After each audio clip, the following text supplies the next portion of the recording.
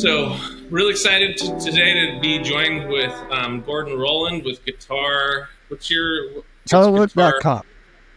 with GuitarWork.com. Gordon is a master guitarist in the classical field. He does flamenco, jazz, and classical. Right? Those are your You're good, preferred. Bucket. You got a great memory. Sometimes I remember myself. And Gordon, you do things, you play parties and you also offer online teaching, is that right? That's primarily what I do. So Gordon, talk about your, how does somebody in Novato get to work with you? Where would they go? And I know how to use the phone. So that's the best way. Or they can get a hold of me at Roland@GuitarWork.com. And I can give you my phone number, 415-297-3542. And we'll the website and your contact info will be embedded in this video. So that'll excellent. be, yeah, absolutely. Good. What are some things what's the question? I mean, like in my line of work, I get some of the same repeat questions.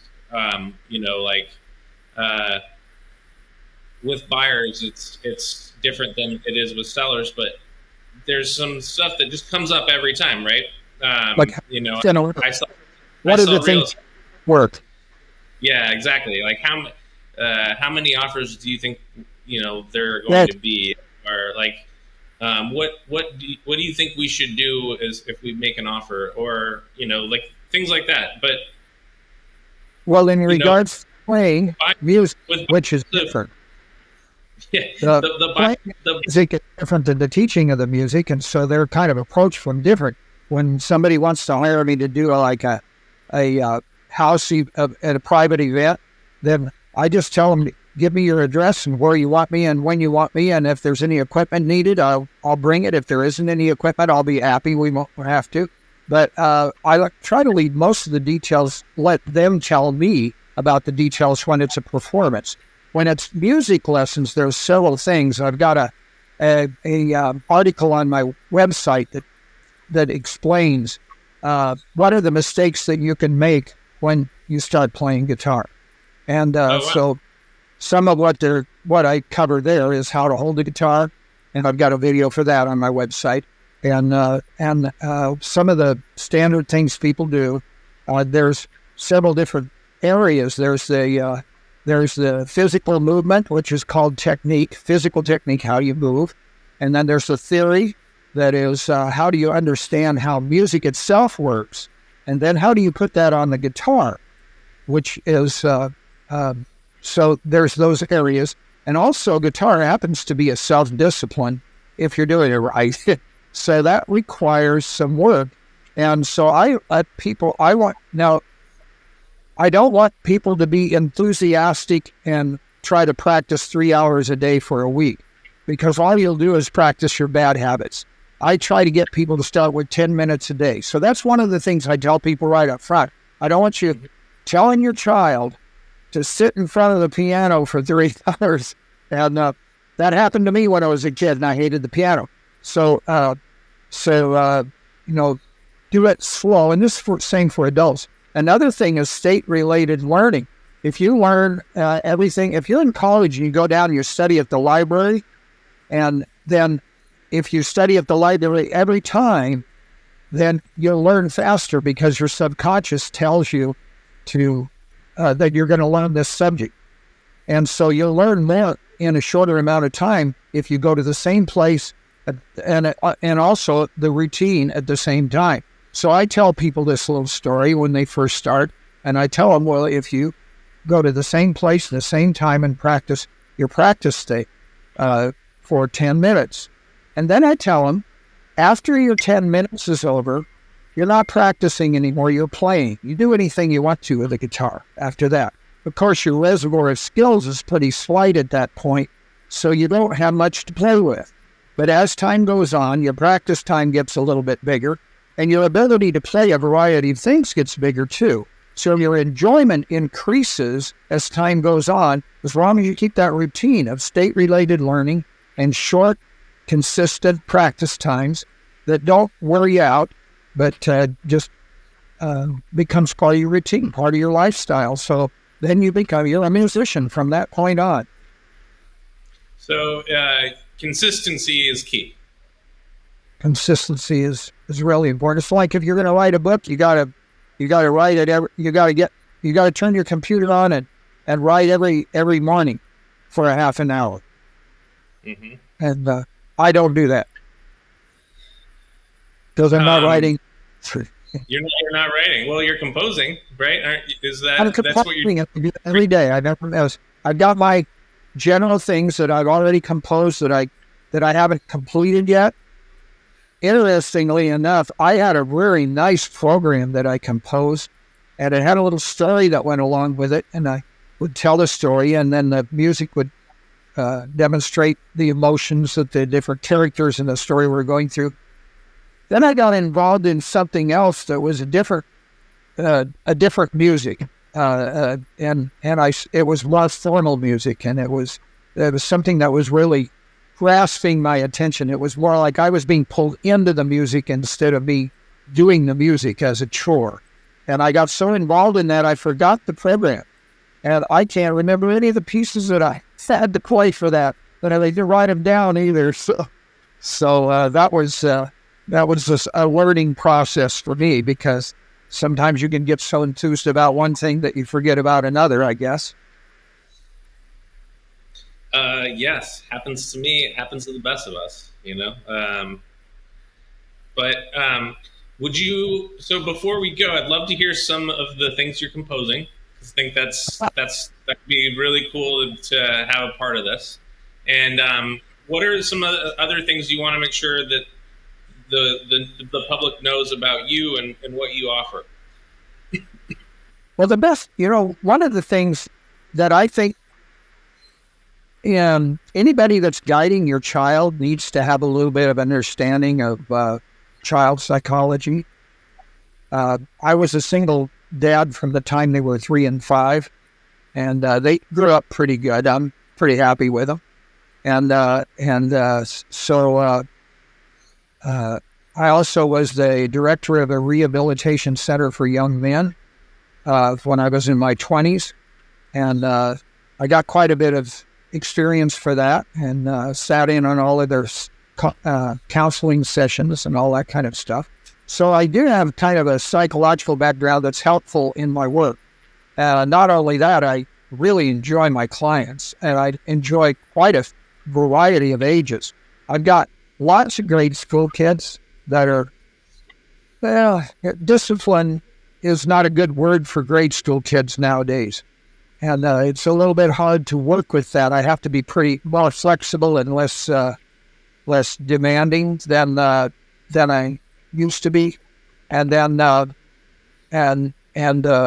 also I get a lot of older guys that are retired, and they used to play in a garage band, so they want to get back into it. So they come for some lessons, and those are really fun because I get all these relationships with older guys, that are my age and just retirement age, and then I get a relationship with all the parents, and so I help the parents guide their children, or I at least am a source for them, and so it creates a communication between myself and the parent, and a communication between these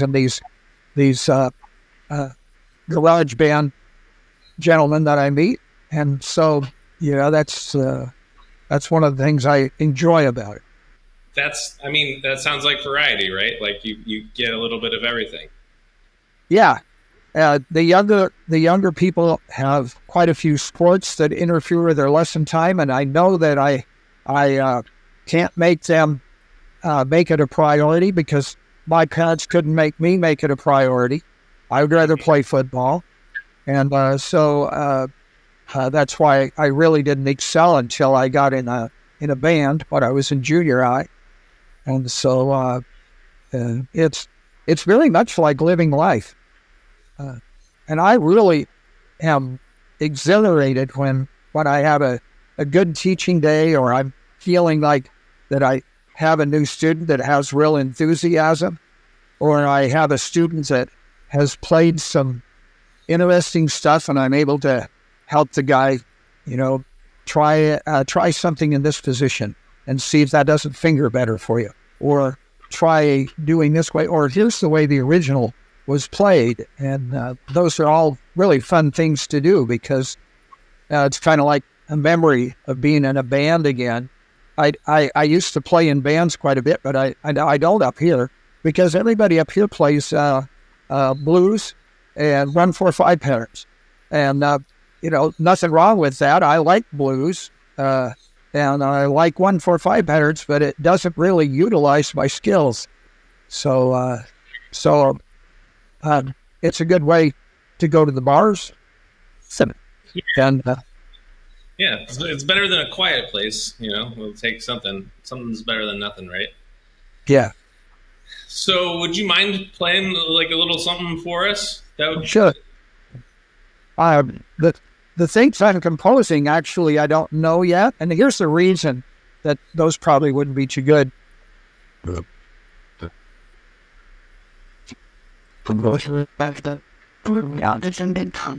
reason that I don't really want to play the things I'm composing is because my muscle memory isn't trained to play them yet.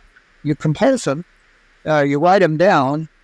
I can play a little bit of one that was the first one I wrote of this series, but I like to write them down and get them note for note. I'm sorry. I have a dog here that's begging my attention. I like to get them note for note and figure them just the way they should, and go back and do all these considerations. And until I do, I don't want to train my muscle memory to play it any other way. So muscle memory is when you go through and play a piece physically, you play it over and over again, and each time you do a movement, it shoots a neuron up through your hands or whatever you happen to be using, and it goes to your brain and makes this path. And if you do the movement over and over and over again, it creates what's called this myelin sheath, and it goes all the way to your brain and back. And so you get this quick communication. And so something that you played many times is a lot easier to play, and you don't really play it until it's completed. But when it's completed, I'll send you a video.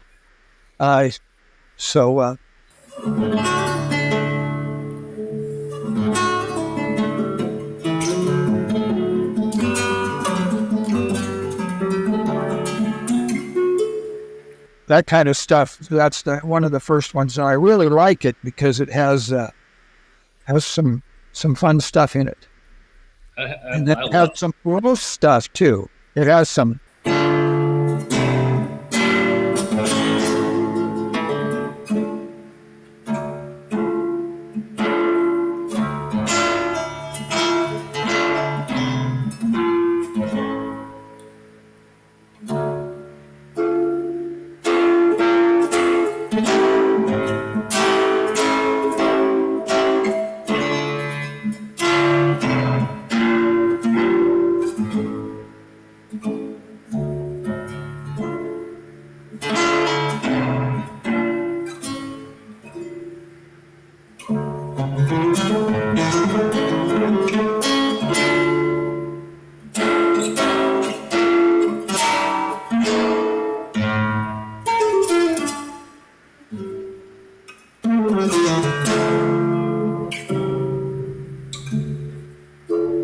Can't wait till it's done. When it's done, I'm really going to be able to enjoy it. But I love getting the preview, Gordon. That was amazing. Thank you for sharing that. Yeah. I really enjoy the mood that I get into. The guitar becomes a really good thing to express your mood. I lost a dog not too long ago, and see. So I wrote this song about the dog.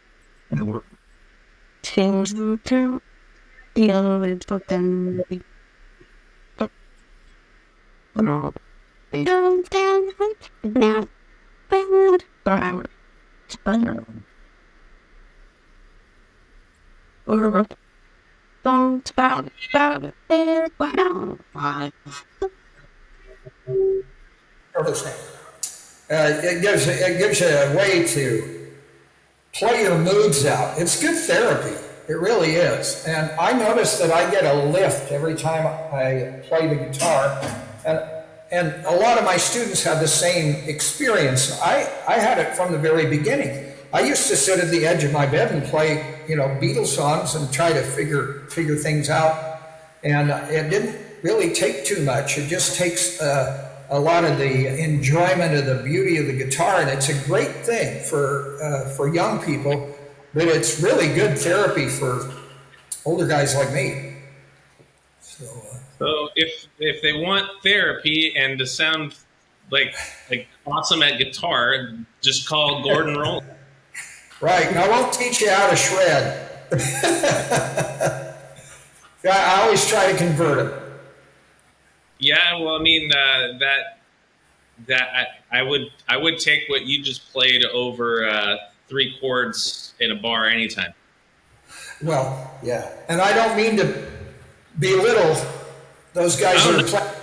I used to play with this Western band and the guy's name was Tom Otto.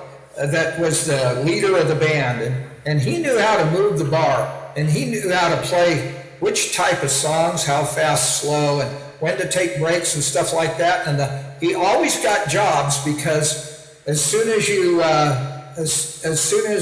you hired him, he knew how to move the crowd so that they would drink more. And he had all these things that he would do, and I would watch him, and I was just amazed at him.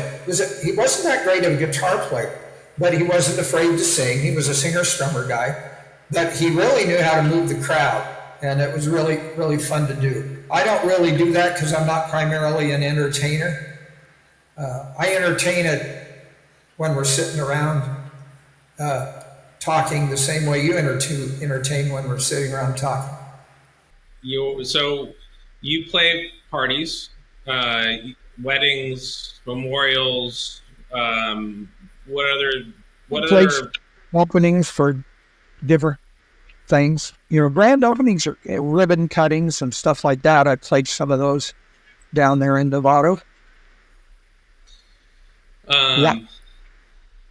What was the last ribbon cutting you played here?